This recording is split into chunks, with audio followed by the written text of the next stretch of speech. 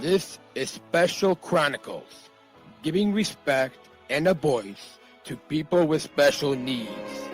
I shudder thinking how the world can be so cruel. I lend my voice to those who can't. It's time we tried, it's time we care, it's time we stand. It starts with a voice. Welcome to the Special Chronicles Podcast. My name is Daniel Smrokowski. I'm the founder and host of Special Chronicles, an athlete leader with Special Olympics Illinois, and a former Southern Striver Global Messenger. Our website, specialchronicles.com. Follow Special Chronicles on socials. Subscribe to our newsletter. Find the show notes and all of our series on specialchronicles.com. This week on the Special Chronicles Podcast Series, a recap of Turin 2025. We are concluding this series with our guest, Jenny Fortner, to talk about how she and her son Joey, a Yale University student with Athletes in Action, volunteered at the world's largest inclusive sports event, Special Olympics World Winter Games, Turin 2025. Welcome back to Special Chronicles, Jenny. Thank you, Daniel. Thank you so much for having me. I'm a huge fan of Special Chronicles, so this is such a privilege and honor to be joining you today. I really appreciate your having me. Absolutely. Yeah. When I saw you, I think on Instagram and Facebook, when you shared some pictures when you were over in Turin, I thought that I had have you on, and for our longtime listeners, we remember back in March of 2019, you were on this podcast for just a 10-minute segment that we quoted in Abu Dhabi at the hotel that we were staying at. There was I think there was a plane flying overhead, and we were outside.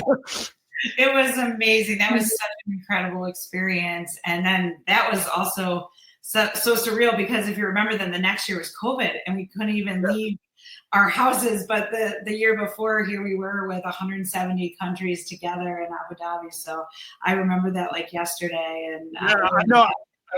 And the first mentor that I had, Chris Winston, I was texting with him a few weeks ago, and he texted back a few pictures from our trip over there, and it still brings a lot of memories from those games. And so what intrigued me to have you on for this episode is when you shared about how it's been 30 years since you first started in the movement with volunteering, and that now that your son Joey is a student at Yale, how he's getting started volunteering just the same way of how you got started. And I got a text from a mutual friend with a couple surprise questions that I'm going to throw in there. But first, can you tell us about your first experience volunteering for Special Olympics when you were a freshman at the University of Chicago, and what drew you to get involved in this movement 30 years ago? Absolutely. And I have to say, I cannot believe it was 30 years ago because it feels like just yesterday in so many ways. And it was such a meaningful experience looking back. It's so meaningful, as a matter of fact, that I actually keep a picture of that day on my desk right back here. So I think of it so often and so fondly. But yeah, my first experience, I played basketball at the University of Chicago, and my first experience volunteering was with our women's athletic. Oh boy, there it is. Yep, that would be me with long hair 30 years ago. And then down below is actually my son and I volunteering together now. So full circle there. Yeah, Joey's in that one. But our team volunteered, and we sponsored Team Ada S. McKinley, and we were at the spring games at the University of Chicago, and it was such a great bonding experience for our team. but also it was truly an experience that changed my life. I fell in love with the passion and the courage and the community, really just the joy that you felt that day with the athletes competing. And I just felt I learned so much from them that day. Here, I thought I was volunteering, and as you'll hear so many volunteers say, my cup was overflowing, and I just knew it was something that I wanted to continue to do, whenever I could, wherever I could. And so it's hard to believe, but amazingly, 30 years later, here I am still volunteering and loving really every minute of it. And as a matter of fact, just 2 months ago, I went back to University of Chicago. They're still hosting an annual basketball game. And I got to see A.S. McKinley in the stands.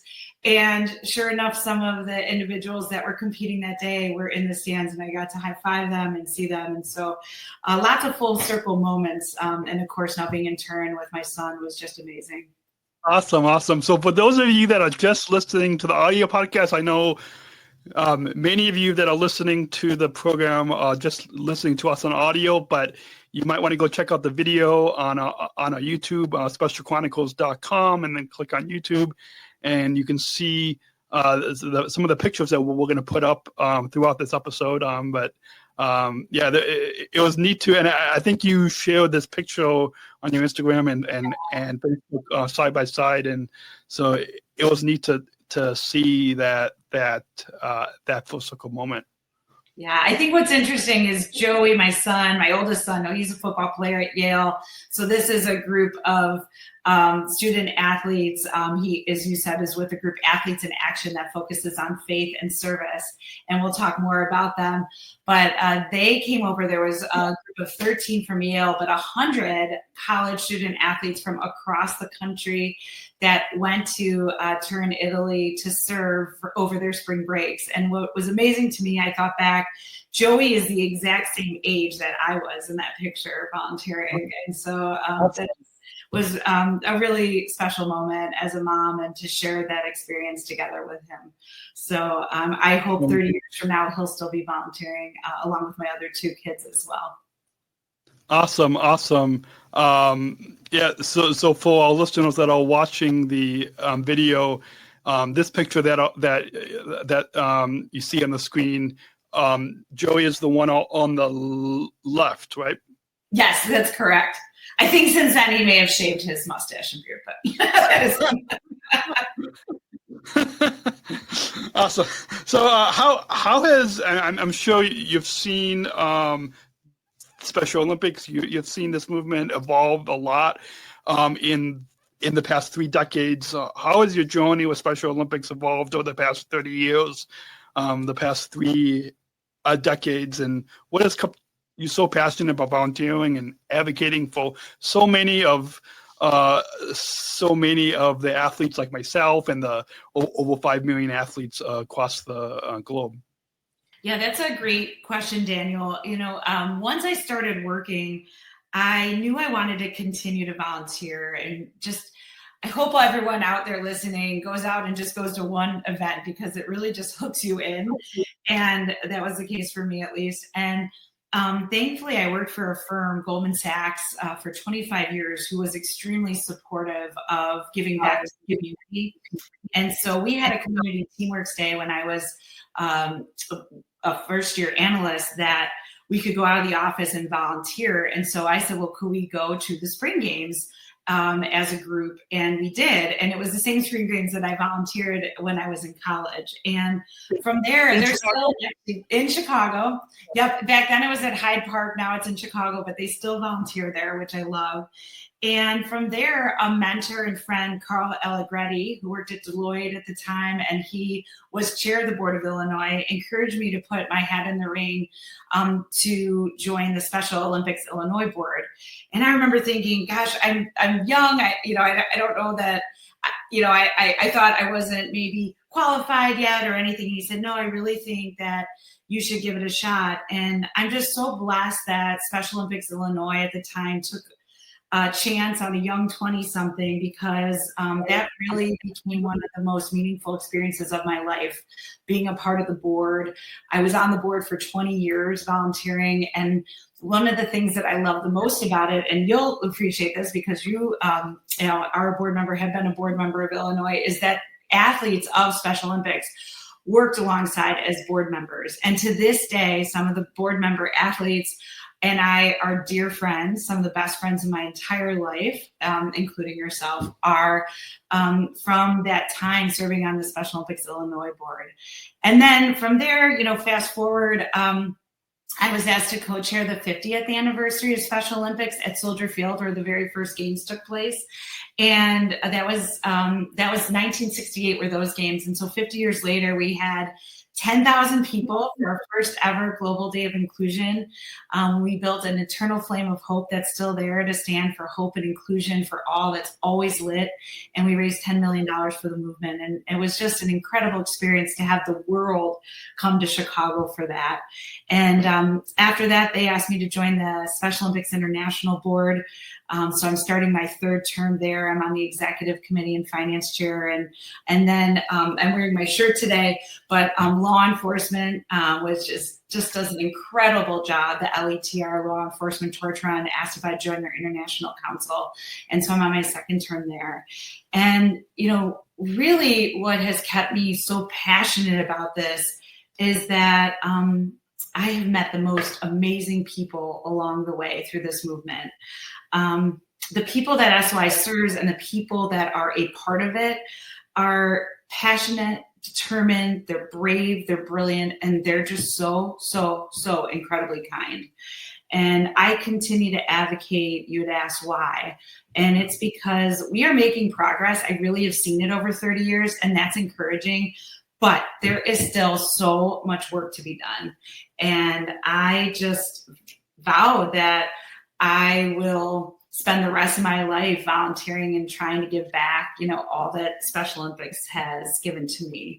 And the only other thing I just wanted to add to that long-winded answer, but you can tell how much it means to me, is I, along the way, probably about 5 to 7 years into volunteering, we were blessed in my family to have Mikey and Johnny, my identical twin nephews, join our lives.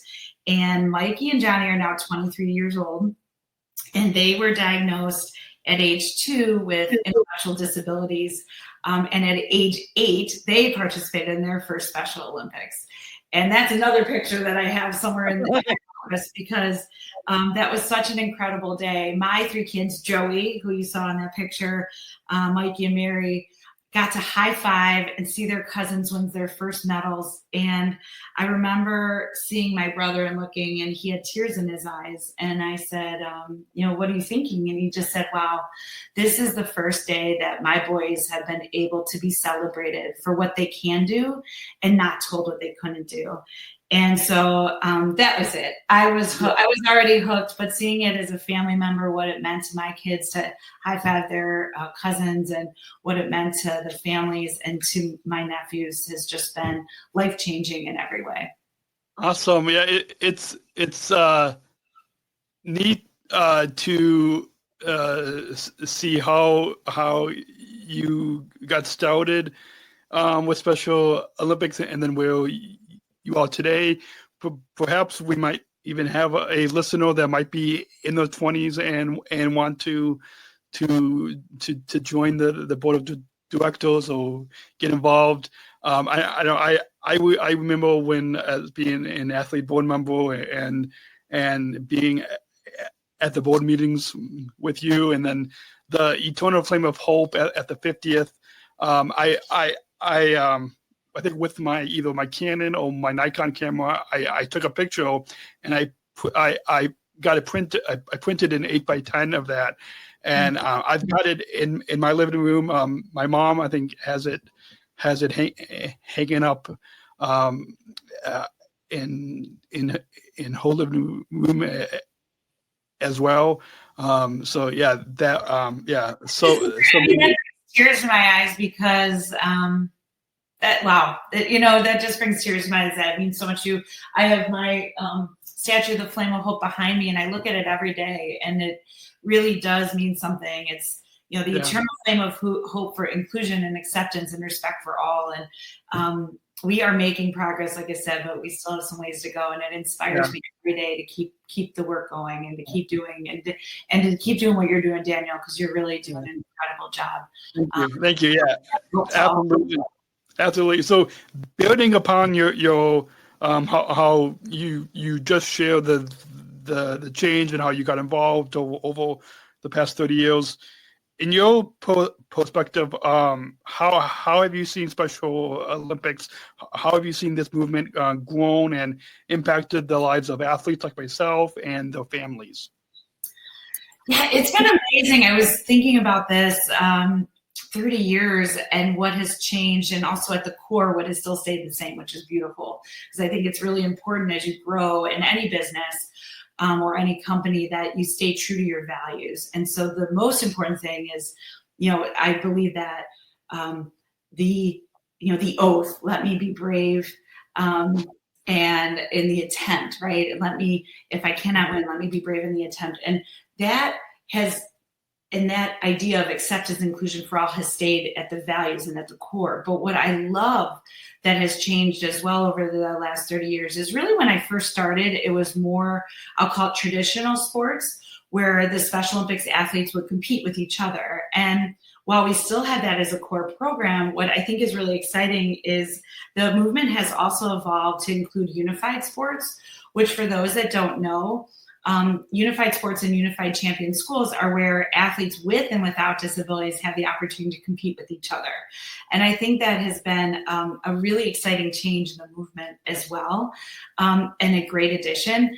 Also, healthy athletes, which is where athletes get health screenings, eye screenings, hearing screenings, and dental screenings, and doctors and health professionals are trained to be looking and thinking about Special Olympics athletes and individuals with special needs. And what is amazing about that is I have seen athletes see for the first time through opening eyes and get glasses that they didn't even know they needed because of these screenings, or been able to hear with hearing aids for the first time. In one case, I saw an athlete whose life was literally saved because he had never been to the dentist. Dental insurance is sometimes hard to get.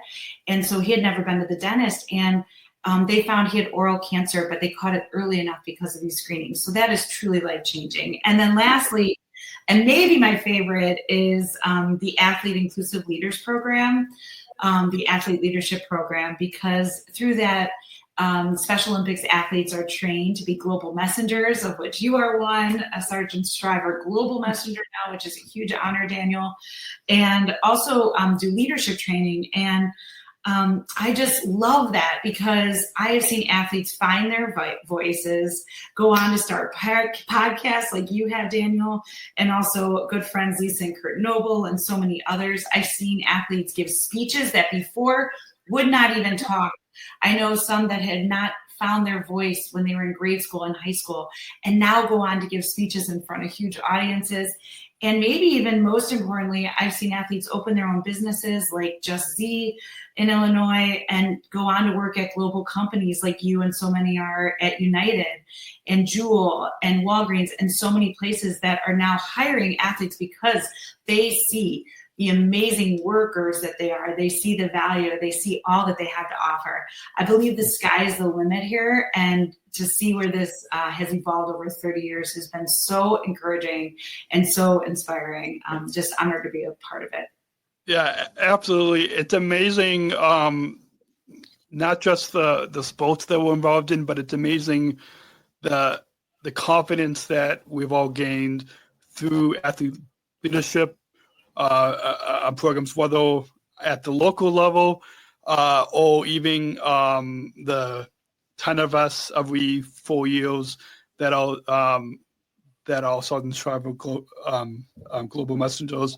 I've met so many more friends, not just here in Illinois, but across the country and even across the globe that I'm still in touch with today. You mentioned our mutual friends, Lisa and Kurt Noble. Got a couple of texts here that came in. as will we, Conan. I'm gonna ask one question that kind of fits into what we're talking about now, and then I'm gonna save the other question for the next segment. But one question that kind of built upon what we've been talking about is Lisa is asking about how things have changed since you first got involved. I think you kind of answered that a little bit. So if Lisa Noble is listening, we'll just say listen to. I hope I answered it, but no, I think that's the biggest, the things that I just mentioned. I would also say that I love another way that things have changed is I really see these Special Olympics athletes leading the movement now and in the future. And I think that is an awesome change. So in every program, athletes are working in the program, they're leading the program. They're the ones that are coming up. The entire closing ceremonies at Turin was led, created, and produced by Special Olympics athletes. And it was the best closing ceremonies I've ever seen. Yeah. Speaking of example. Yeah, awesome. I love that, and I'm glad that you mentioned about another thing that has changed is how it's being athlete led. Because we're pre-recording this series, so the episode that aired last week, or by the time our listeners hear this, it would have happened a couple months ago. It would have aired a couple months ago. But with Grace Payne, one of the global messengers, she mentioned that, as well as Lou, the chief of sporting competition, had mentioned about how the closing ceremonies was hosted and led by this current class of Southern Tribal global messengers who are athletes, and it's the first time that a closing ceremonies at a World Games has been athlete-led. So and it was incredible. They did an amazing job. I was blown away, and it goes to show, I think, where the future of the movement is headed, and that's athlete-led. Yeah, absolutely, yeah. So, yeah, I know. Seeing a lot of the pictures. I think SOI just put up on YouTube the Recap show that aired on ESPN and ABC, and watching some of that, made me wish that I was over there with you guys. But yeah, you were there in spirit. I know. I'm hopefully we were trying to find we were trying to see if we could produce a daily podcast over there. But that sponsorship had fell through. I won't get into the details on air, but hopefully at the next World Games in Santiago, Chile, the first time that it will be in the Latin America region. Hopefully, we can bring we can produce a daily podcast. I love it. That'd be awesome. So, as a current board member of Special Olympics International, what are some of the initiatives or changes that you are most proud to have contributed yourself? I think you mentioned the Eternal Flame of Hope that you've got behind me. I've got a picture down the hall from where my studio is here. But what are some of the changes and initiatives that you're most proud of? Oh gosh, I just feel it's less about me really and more about the athletes, and I just feel so humbled to be a part of it every single day. And yeah, I love working on the 50th anniversary because seeing 10,000 people fill Soldier Field to celebrate inclusion was really meaningful, and seeing that flame of hope, which was lit in the rain. And I remember thinking, oh, it's pouring rain, the sky's open, right? At the moment we were going to light it. And I'm like, okay, God, if this can be lit, I know it will truly last an eternity. And so every time I drive by Chicago and see that and what it stands for, like we talked about, really means a lot. But, truly my favorite is just going to the events and from local to global, and just being there with the families and the athletes and helping any way that I can. And I think sometimes that's the biggest misnomer about volunteering is I think many people go in and they think, how they're going to give and they give so much and yeah, that's true. But every single time I go to volunteer, and that's true with Special Olympics and other orgs, but especially Special Olympics, is I learn and grow and receive so much more than I give. And as I said earlier, I just feel like I'm going to spend the rest of my life trying to give back all that Special Olympics has taught and given to me and my family. And so, you asked what I'm proud of. I guess it would just be, I feel more humbled than proud just to be a part of this movement. And now seeing my children and my family, broader family, be a part of it is just incredibly rewarding and humbling. Awesome. And speaking of volunteers, a quick side note, one of our listeners who I think lives in the same area that I live in. She's also friends with my girlfriend Georgia. Oh yeah. Her name's Izzy, and I first saw her at one of my Special Olympics basketball games. Actually, the first time that I ever made a 3-point shot, she was coaching the other team, and then I ran into her on the cop on a rooftop a few months later. But she volunteered not only at the last USA Games, but she volunteered in Berlin as well, and so here's an example of one of our listeners who is volunteering. So I love that. Speaking to our other listeners, what advice would you give to someone who's just starting out their volunteer journey with Special Olympics, especially someone who might be unsure of where to start or what role that they would play? Yeah, I'm so glad you asked this question because I do get people coming to me and saying, "Oh, I want to volunteer. I'm just not sure, and how do I do it, or what do I do?" And I always answer, it's like the famous Nike commercial, just do it, just go and do it.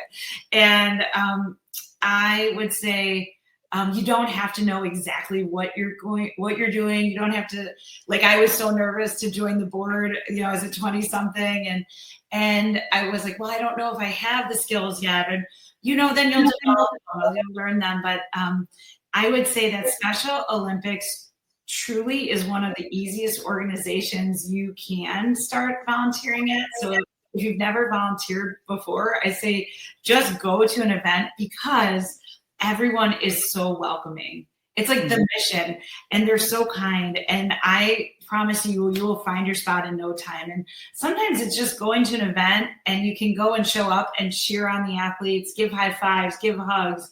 My prediction is that you will be hooked, just like I was from day one. And we hear that all of the time. I would say to contact your local Special Olympics. You can go online and look at your local state, because through that, you're see all of the local games. A lot of people kind of think Special Olympics is one event. It's like the global games that we just had. But in reality, there's 100,000 events annually for Special Olympics around the globe, which means I think in Illinois, we have one going practically every single day, if not many more than one.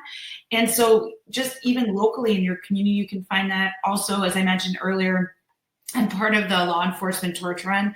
So you can also go to your local police station, and so many law enforcement officers are working with Special Olympics on top of their day job as volunteers, whether that be organizing the polar plunge, which you may have heard about, or cop on a rooftop.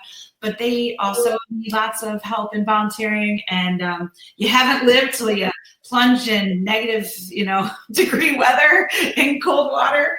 I know my kids got involved with that really early, and it was just so much fun. And I think you'll really enjoy it. So I love this. There's a saying that I've heard. It's don't let perfection be the enemy of the good. And what I take from that is just go for it. You don't have to be perfect in your volunteer work. Just try and go out there. And I think you'll be really, really glad that you did in the end. I know I was. Yeah, awesome. So for those of you listening to audio, I put up on the screen You can find your local program at specialolympics.org, and we'll put a link in the show notes as well, where you all can. I believe it's very easy. You can, I think, right at the top of the website, they've got a link that you can click on and find. If you're listening across the U.S. or across the globe, you can find your local program. But I want to briefly highlight a couple of things that you said about volunteering, which connects with what our chairman, Tim Shriver, who Tim has been on this podcast a couple times. A few of his children have been on as well. But one thing that Tim wrote about, which the first time that Tim was on was, it was during the 50th anniversary, and we were at the Intercontinental Hotel, and we recorded in the hallway of a hotel. That was the only place. I asked them to put a Special Olympics backdrop behind us, so at least that there would be some branding. Something that Tim wrote about in his first book, Fully Alive, which Tim couldn't believe that I annotated his entire book that he had signed for me, but he wrote about a chapter called "The Fun That Lasts," and he wrote about how his son Sam had compared going to Disney World, where it's just the fun just stays there, but when you come to a Special Olympics event, it's the fun that lasts. And I think that also kind of ties in with what you said. And then another note about how you said how Special Olympics is so welcoming is I saw some clips of I think Tim's speech at the opening ceremony in Turin was. You can find it on the SOI on YouTube channel, and he talked about how you've come to the Special Olympics country, and I think that's also that also I love that. He talked about you come to Special Olympics country where everyone is welcoming and everyone's respectful and inclusive. And, what could our world look like if we all treated each other that way? And it was really inspiring and a great perspective. And people were really moved by that comment. And I love thinking about it that way. Yeah, awesome. I'm going to combine the next couple questions just for timing. Sure. What has been the most I'm sure it might be hard to pick, but what has been the most rewarding part of working with Special Olympics athletes like myself and so many others over the years, particularly with the athletes you've met at the World Games, like my friends Nasha and Manu and Grace and so many others, and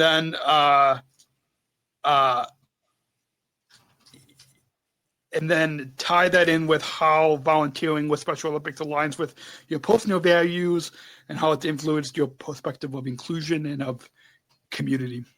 Oh, such big questions, and such great questions.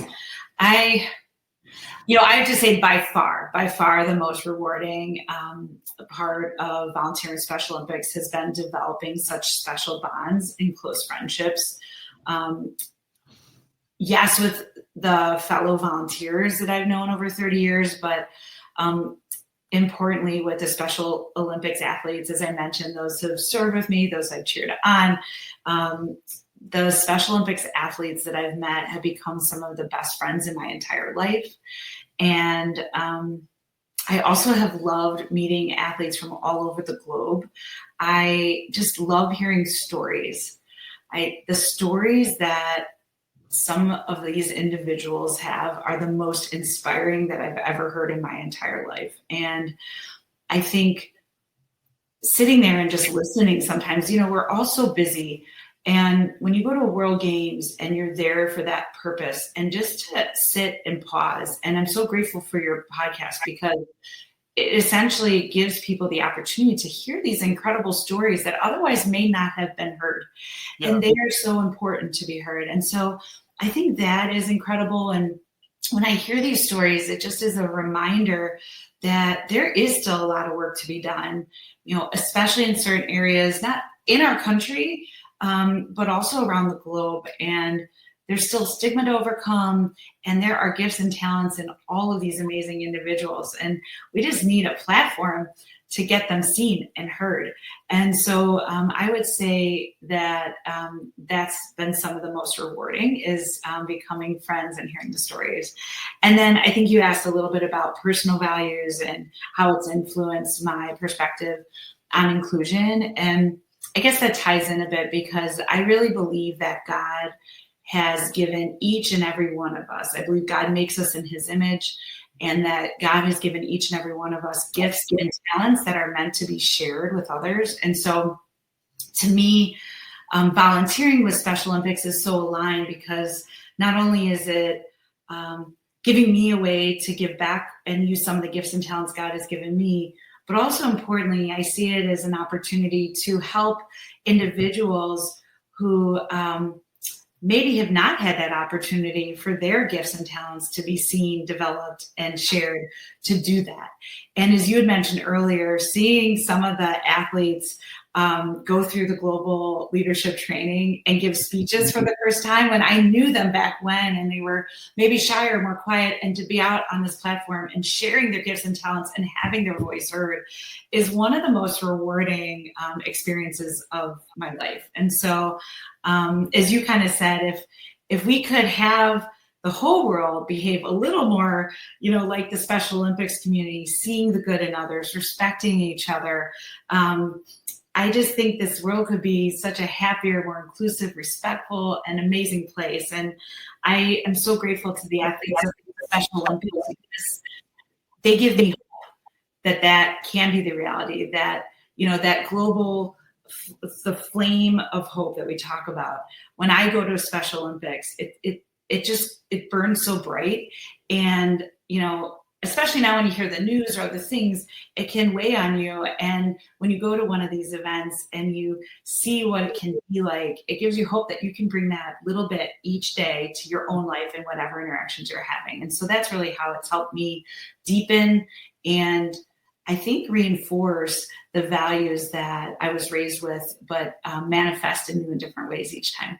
Absolutely. I want to comment on a couple quick things that you said. One is a quote that when my mom first saw me compete in Special Olympics down at ISU at our summer games, and I think SOI, I think they've used this quote in some of their reposts as well, and I think possibly Tim might have even used this quote that my mom has said, but if the whole world were like Special Olympics, then there would be no wars.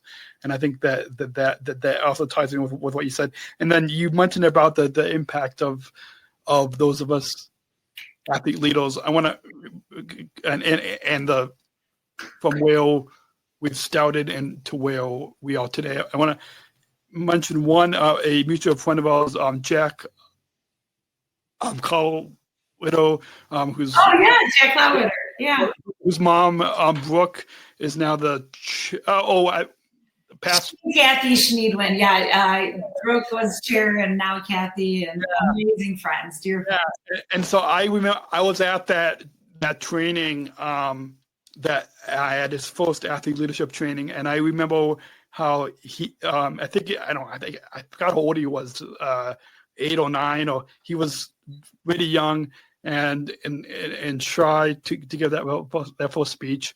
And now to see, I think he's graduated high school, but it's amazing to see where and I had a couple years ago I had Jack and his sister Sophie on because they were, I think, U.S. youth, national youth ambassadors, and so it's amazing to that's one example.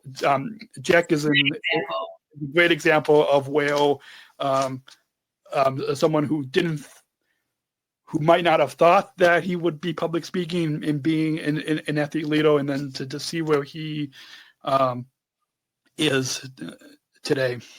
Yeah, it's so rewarding, and it just goes to show you, if you give people the opportunity to use their voice, and athletes who, the last thing I just want to add on that topic is something that the World Games really taught me, because you also said about the global, not every individual is able to speak. So maybe it's sign language, maybe they're not nonverbal. But I think what really struck me recently at the World Games was that there is a universal language. And whether I did not speak Italian, we met an amazing couple, Joey and I did, and maybe we'll talk about it later, but Ted and Wilma from the Netherlands. And we were able to share, we had, they could speak better English than I could speak, in their language. But whether it's that conversation or whether it is a look, that there is a universal language in Special Olympics of love, unconditional love. And I think some of the most profound interactions I've had have been with individuals who are nonverbal. And so I just want to pause on that concept, because I think it makes you think about those interactions in such a different way. And that what if our universal language was unconditional love, respect, and inclusion? And again, not everyone maybe can be verbal, but they still are contributing in different ways, whether that's a hug, a look, a huge smile. And that, to me, I think has been one of the most meaningful lessons that I've learned through going to a World Games. Awesome. Yeah, I've given a couple of speeches on that theme of unconditional love. And one time during my time as a Southern Tribal Global Messenger, I gave a quote to SOI about how us athletes bring love to people who show us hate.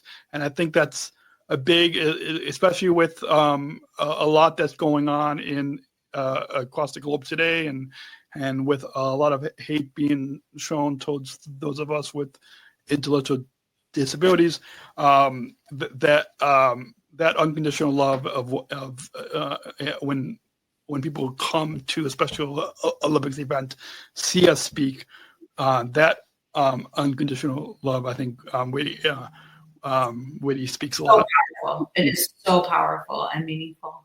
100%. Yeah. Before we take a quick break, to wrap up this segment, what do you hope that the legacy of your involvement with Special Olympics will be, both for you personally and for the movement as a whole? That's a big one.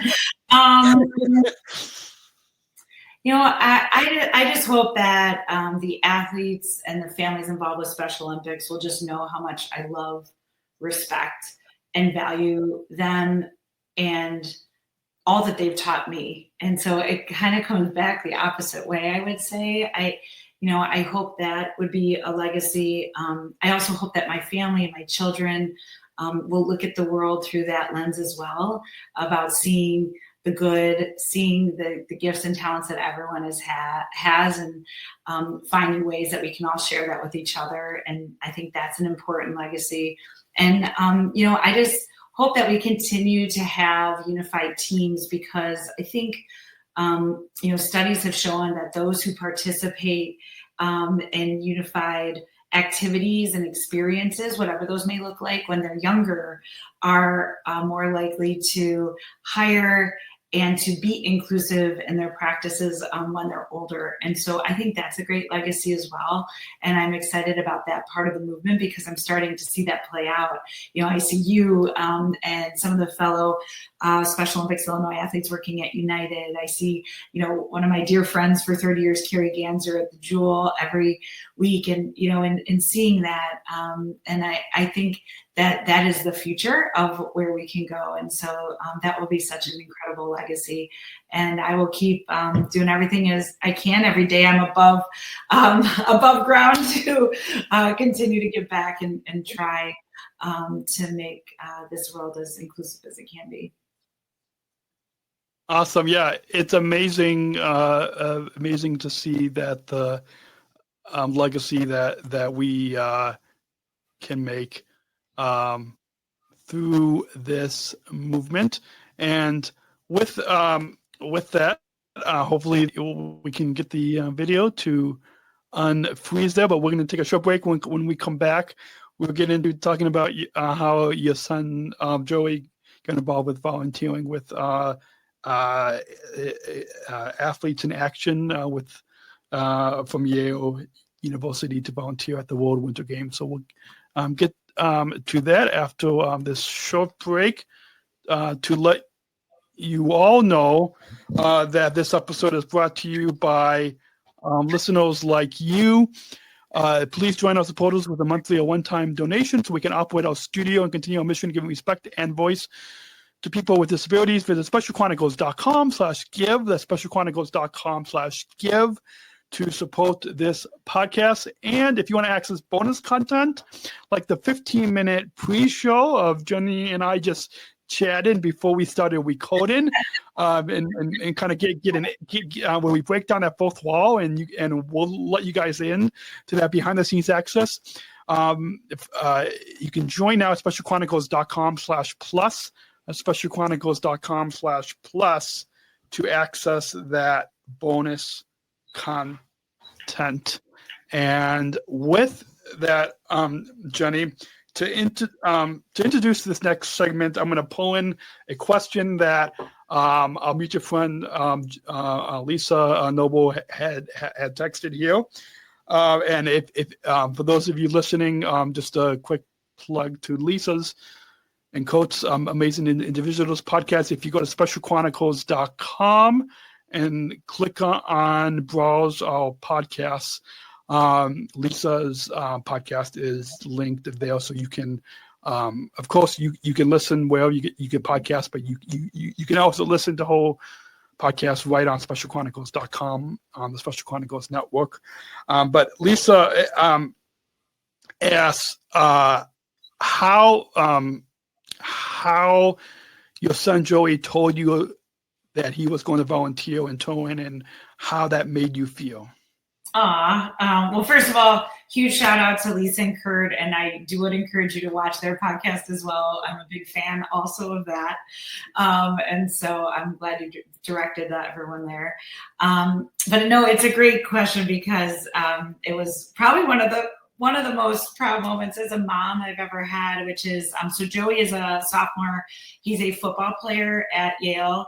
And he called me a couple of months ago and said, "Hey, Mom, I have a question for you." So first of all, it's always great to get, when you're in college and mom, you get a call from your kid. I drop everything and I answer the phone. So that's for starters.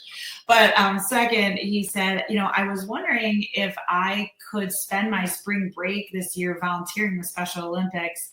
I'm part of, and I knew this, but he shared, I'm part of this group, Athletes in Action, which we briefly talked about earlier, but it's an incredible organization that has been around for 50 years. And they work with athletes, professional athletes and college athletes and beyond, to help instill values of faith and service and share the message of faith and service. And so it's been a very meaningful part of Joey's time at Yale. There's the group, some of the group that came from Yale, and actually Tim Shriver and his son Timbo are Yale alums. So that was really special to have them be a part of it.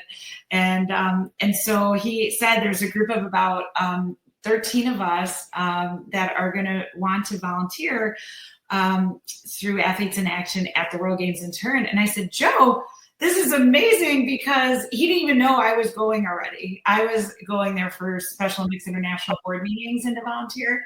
So this wasn't me asking Joey. This was him asking permission if he could go spend his spring break volunteering. I was like, as a mom, that is just one of the best calls that you could ever get. And so not only did they have 13 student athletes from Yale as part of Athletes in Action, but they had 100 Athletes in Action volunteers from all over the globe. And they had the opportunity to serve together. And it was just an incredible call to receive, but importantly, the experience that we had together was truly life-changing for both of us. And so thank you, Lisa, for the question. Awesome. Awesome. And that question also kind of tied in with that first question that I had planned. I've heard a little bit about that athletes in action, but not that much. So it was neat to hear a little bit more. Can you tell us a little bit more about how, just for the sake of time, I'm going to move on, skip over that with that first question that I planned, since you kind of already talked about what inspired your son Joey to volunteer. But how does volunteering with Special Olympics impact you and your son in particular to volunteer as a student athlete, and what has that taught him about the intersection of sport, inclusion, and community? Yeah, it was really great to spend the week together, not only with Joey, but also with the Athletes in Action volunteers, both at Yale and throughout, because I got to talk to them and get to know them and really ask them that question. And so, they all shared, and they all shared this in different ways, but I think the common theme that they shared was how volunteering there really reminded them of the power of sport and, why they played sports in the first place, and the idea of teamwork and overcoming challenges and working together and being brave in the attempt. And every single one of them shared how it was pure joy. It was pure joy to see the athletes compete. It was pure joy to volunteer with them. It was pure joy cheering them on. There's a video clip of them all dancing and high-fiving. And I think a lot of them said it just re-energized them, not only to be a part of it and to see that courage, but also it energized them in their own sport and seeing the joy. And it's an infectious, amazing opportunity when you see the athletes competing and giving it their all. And in many cases, overcoming so many challenges that they were told maybe that they couldn't overcome. And so I just think it really changed their lives. And I know many of them are heading back to their college campuses. Athletes in Action is actually in 260 college campuses across the country. And many of them now that we're at the World Games in Turin are heading back to their campuses. I know Joey and a few of the people that were there already did an event for Special Olympics Connecticut and want to get more engaged and do more. So that's really encouraging and exciting to see.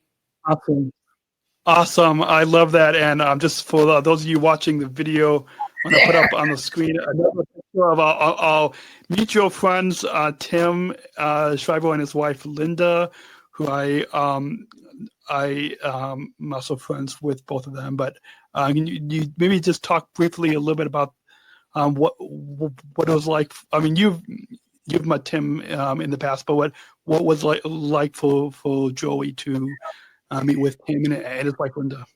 Yeah, and I asked Joey some of these questions. Unfortunately, he's at football practice right now. Otherwise, he would be, and then had class right after. Otherwise, he'd be on with us too. But he answered some of these as I was talking with him the last couple of nights, and it was such a huge honor for him to meet Mr. Shriver and Mrs. Shriver because, they went to the same school he did, and then Timbo, their son, shared how he got started with Special Olympics when he was in college. And I think it was just so inspiring to have that full circle moment and to be there with an alum and to know that for me, seeing it and how, Eunice Kennedy Shriver shared this with her son. And now here I am getting to share this moment with my son. And, I'm getting choked up thinking about it because it's really humbling and inspiring. And I just hope that everyone gets a chance to, volunteer with this next generation because they are full of energy and positivity and good things. And I think getting this next generation involved is so critical to the movement and the future of it. And so to see it span across these generations was a really powerful moment. Awesome. I want to just put up on the screen a few other pictures as we move quickly to the last segment. But you want to just briefly comment on this picture of you and enjoying a meal with. I recognize a couple people in this picture. One is my friend Grace Payne from SO New Zealand, who's a Southern Travel Global Messenger. If you guys missed that episode of this series, go back to our episode with Grace, because Grace had a powerful message about inclusion and a powerful message about getting involved in Special Olympics. And then David Evangelista, the president of Special Olympics Europe, Eurasia, is sitting to Grace's left there, and then you on the other side of the table. But just want to just briefly comment on this picture.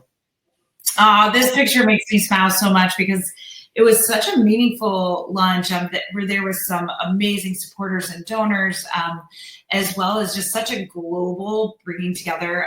Everyone in that picture is from a different country or state. And one of the things, David's colleague that's sitting to the left of him, the foremost in the picture, sorry for those that are listening in, but what was so incredible to me is he had lived in a refugee camp.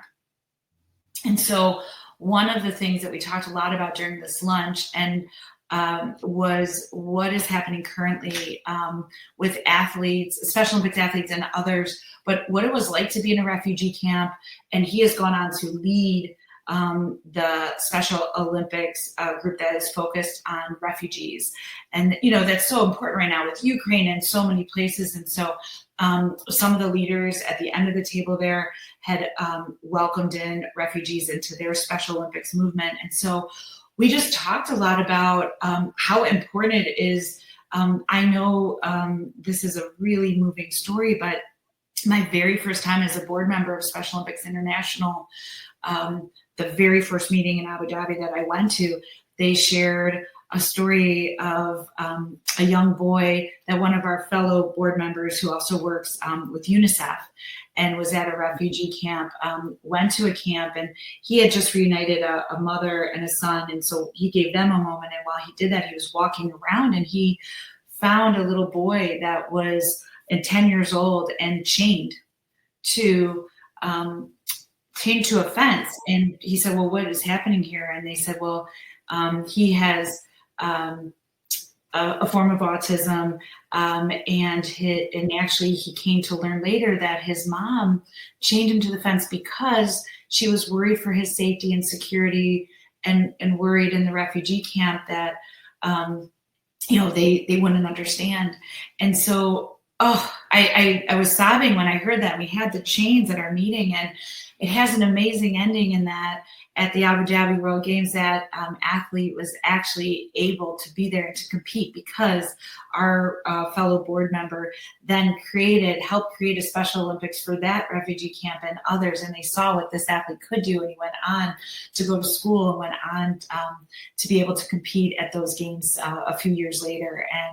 And it just makes you expand beyond our local and make you realize there's still so much work to be done for a better understanding. And again, to give these individuals the opportunity to share their gifts and talents with others. And so that particular lunch was so meaningful because we talked about the current work that needs to be done and that can be done. Awesome. Yeah, I remember that story from the Abu Dhabi World Games. I'm going to quickly move on to a few other pictures, but here's a picture from the opening ceremony. It's a little dark, but the new CEO of Special Olympics Illinois, Pio DeVecchio, and the current chair of our local program in Illinois, Kathy. Fun fact, Jenny, Kathy actually had texted me when she got to the airport in Chicago, and because they were flying from Chicago to Frankfurt and then Frankfurt on to Italy. And I actually, in case my manager was listening to this, I helped them out at the airport, but I also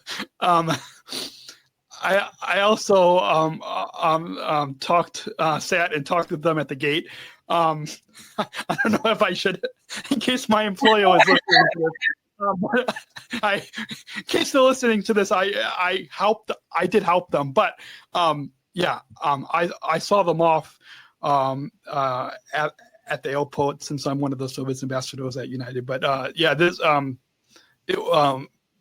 what was it like to see our new CEO and our Cohen board chair there?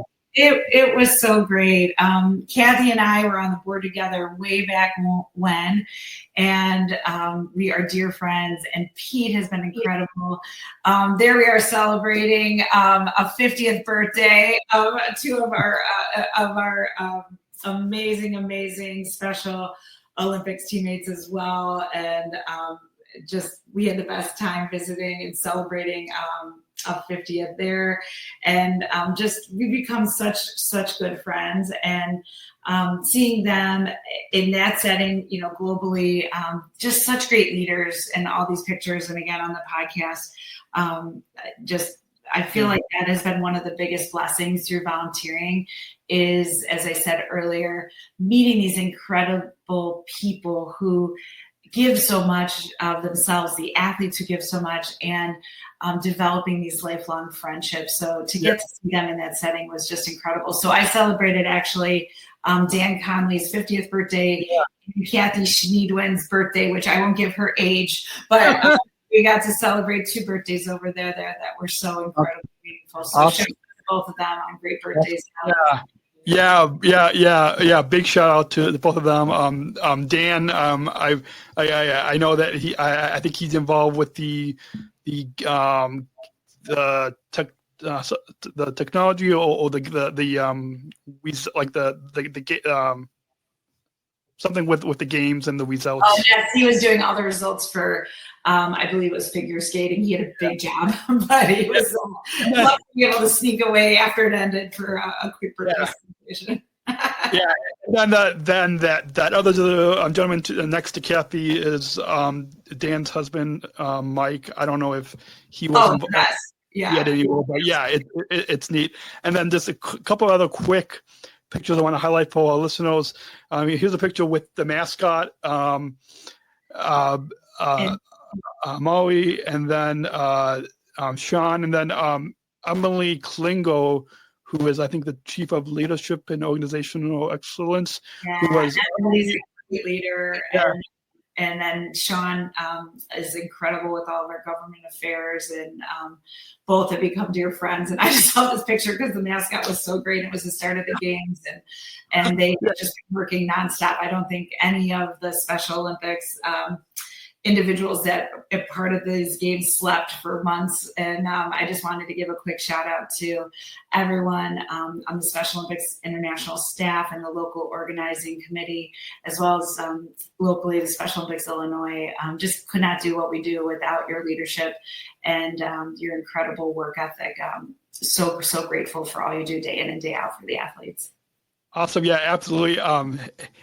Emily worked with my class of Southern Survivor Global Messengers when for the first half of our term until she got promoted. But Emily, I think, got started in Special Olympics in Chicago here. I think she was a teacher, and so I think her parents still live here in Chicago, and so so that's a fun connection there. Good friend. Good friend, Nasha from Zimbabwe, who I think is now on staff with Special Olympics Africa. But yeah, Nasha, I have lots of good memories with Nasha from everywhere from Abu Dhabi, Berlin, when we were in Dublin for the launch of the Unified Leadership. So yeah, lots of good memories with Nasha. And then I had to throw in this picture with Lana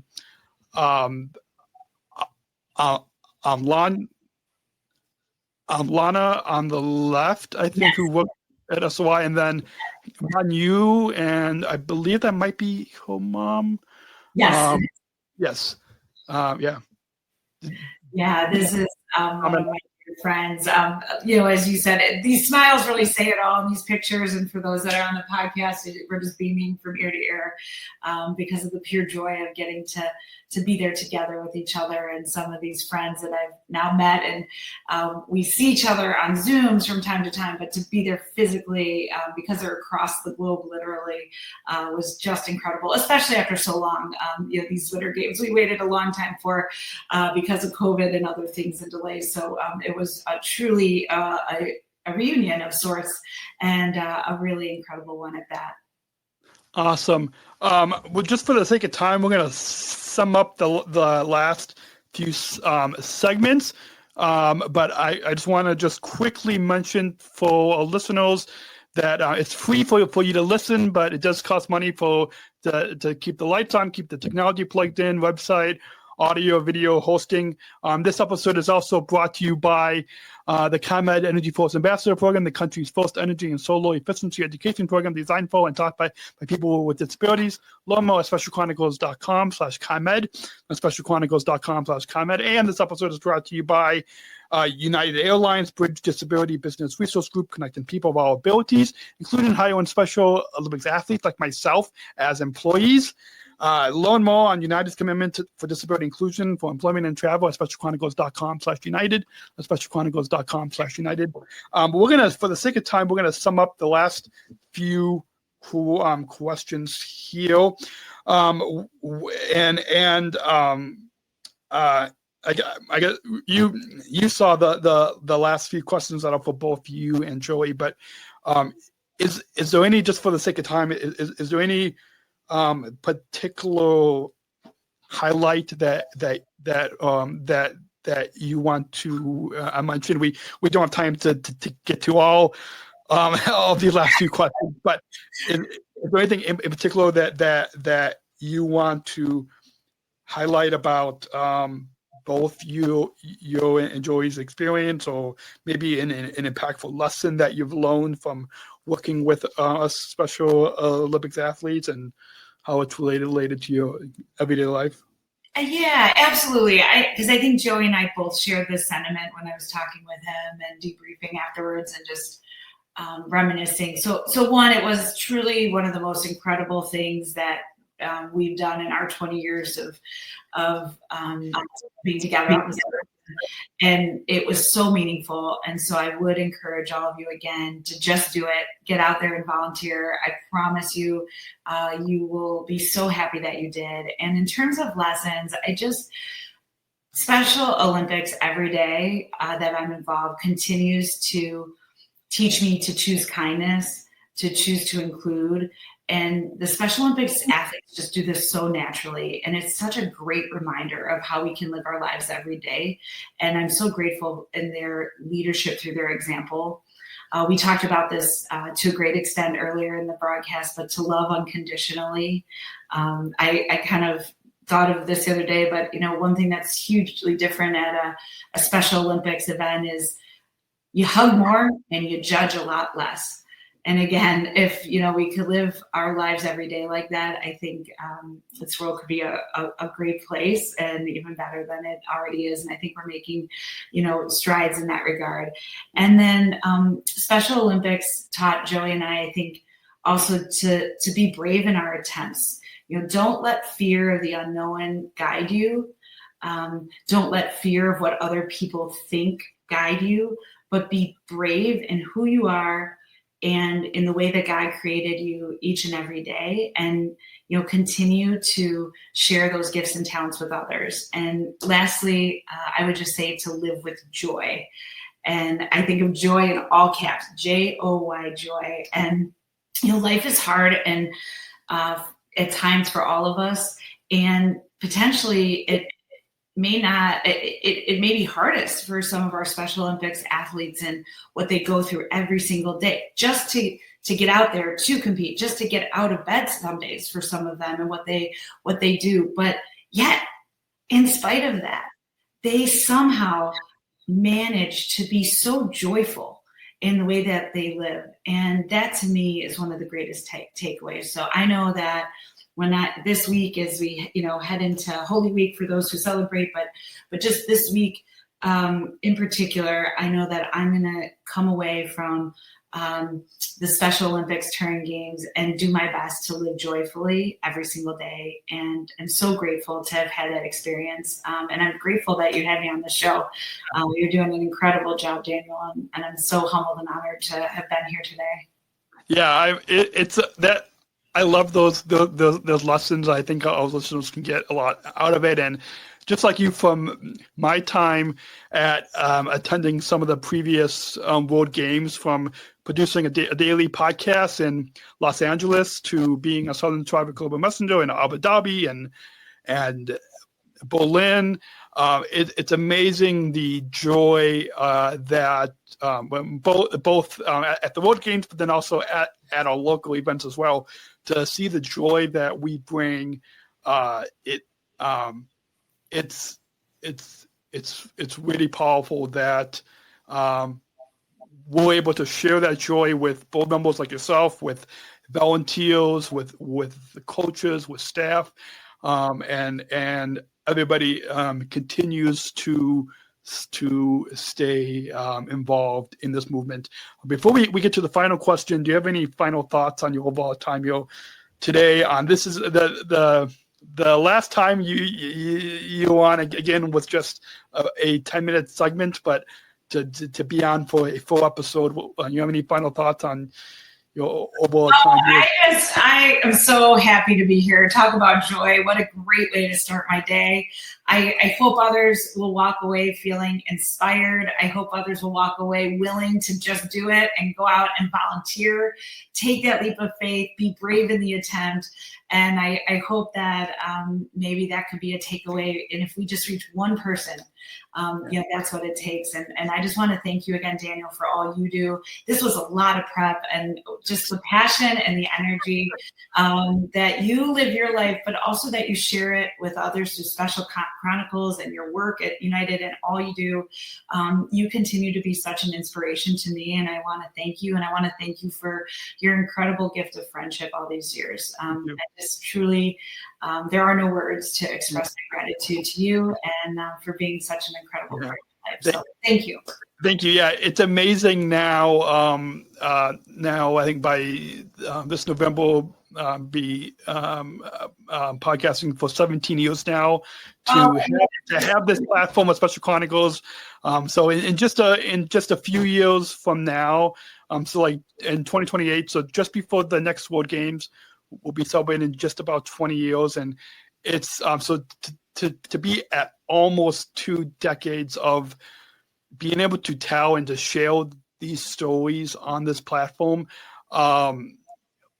Almost 20 years ago, I never would have imagined to, because of going through some difficult moments like in high school and in my junior high years, I never would have imagined that I would be for almost 20 years now to be behind this microphone, to be sharing these stories and to hear from listeners and supporters like yourself and many others that are having their perspectives change. I mean, I've heard from many listeners that their perspectives of those of us with intellectual and developmental disabilities are being changed by this podcast, by this platform on Special Chronicles. And so it's amazing to, with all the hard work that it is behind the scenes, it's amazing that it's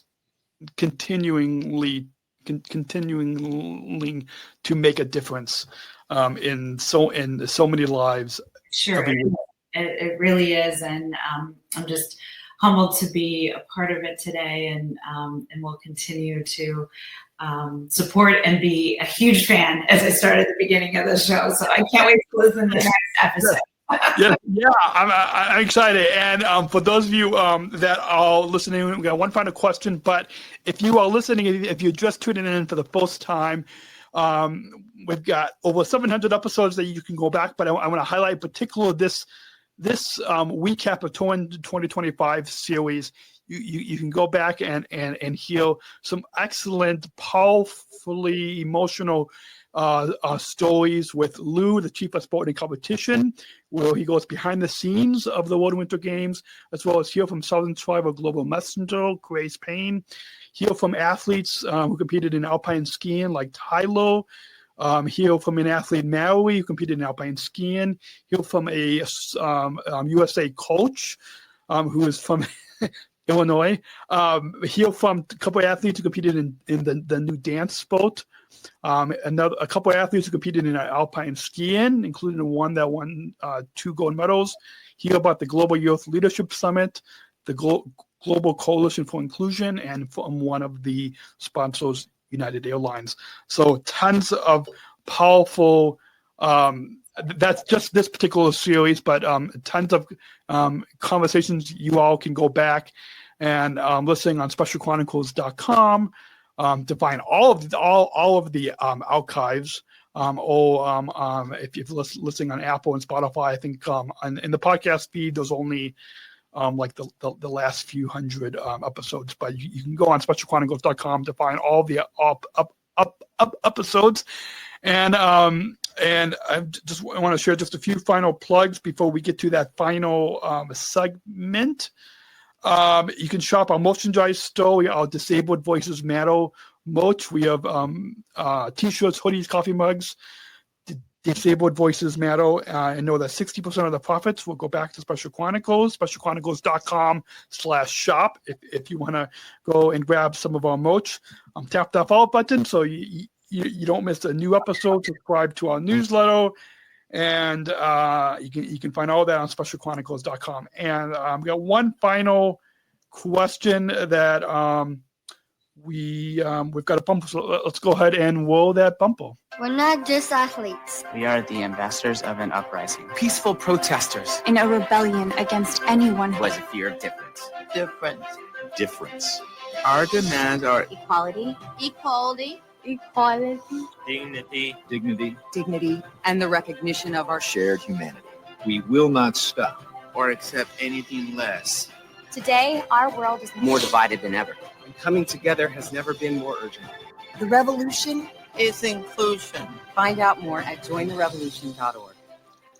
And ever since I attended the 2019 World Games in Abu Dhabi, I've been asking all of our guests this final question. And of course, our listeners learned a lot from your story, including some powerful messages that you shared. But this final question is what we ultimately want with this podcast is for listeners to have a call to action and to bring inclusion into their lives, bring inclusion into their schools and workplaces and communities and into society. And this final question, I think, helps. It gives our listeners a good call to action and to bring the inclusion revolution into their own lives. And so what does inclusion mean to you? Such a great and powerful question. I think inclusion means to me choosing to see the good, the gifts, and the talents in all people, and respecting others and sharing those gifts and talents to create a world where all people are valued and are able to use those gifts and talents to serve others for the greater good. I think that's what inclusion means to me. Awesome. That's a powerful way to wrap up this episode. And thank you again, Jenny. It's I enjoyed, and it's a joy to be friends with you for I don't know how many years now. I think, yeah. Decades, yeah. And thank you again for taking the time to come on the Special Chronicles podcast, and looking forward to seeing you at the next event. Well, I look forward to it, and thank you for making this day, starting it so joyfully, and thank you again, Daniel, for all you're doing through your great work and through sharing these stories and just sharing your voice with others and really inspiring me and countless others through your great work. So thank you for having me, and hope everyone has a joy-filled day today. Thank you. And until next time, we may choose to include. Thank you for listening to this episode of the Special Chronicles Podcast. Our podcast was produced by Daniel Smrokowski on the Special Chronicles Network. Follow Special Chronicles on Instagram, Facebook, Twitter, LinkedIn, and YouTube. Subscribe, rate, and review Special Chronicles on Apple Podcasts, Spotify, or wherever you listen to podcasts. Our website, specialchronicles.com, where you can stream our archives of over 500 episodes for absolutely for free. Also, there's a list of our favorites, original series, award-winning columns, and blogs. And sign up for our newsletter to receive exclusive bonus content delivered to your inbox. Again, specialchronicles.com. Special Chronicles is hosted by Podbean Podcast Hosting. Our live streams are powered by StreamYard. Thanks, as always, to our business manager, Adam Smrokowski, who always encourages us to never give up. I'm Daniel Smrokowski, back next week with more stories. Special Chronicles, giving respect and a voice to people with special needs.